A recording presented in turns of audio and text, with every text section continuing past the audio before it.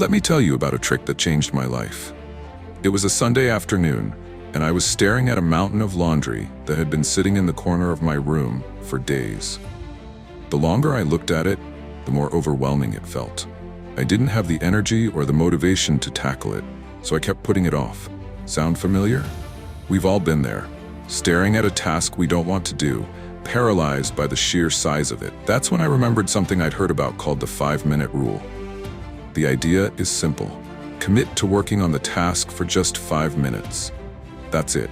No pressure to finish, no expectations, just 5 minutes. So I set a timer and started folding clothes. And you know what happened? By the time the timer went off, I was in the groove. I thought, well, I might as well keep going. Before I knew it, the entire mountain of laundry was done. That's the power of the 5-minute rule. It's not about finishing, it's about starting. Because starting is the hardest part. Once you're in motion, momentum takes over. I've used this rule for everything: writing, working out, cleaning, even tackling big projects at work. On the days when I don't feel like doing anything, I tell myself, just 5 minutes.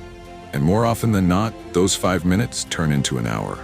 The key is to remove the pressure. You're not committing to the whole task, you're just committing to 5 minutes. It's a psychological trick that works because it's so small, it feels impossible to fail. So what's your mountain? What's the thing you've been avoiding because it feels too big or too hard? Set a timer for 5 minutes and start.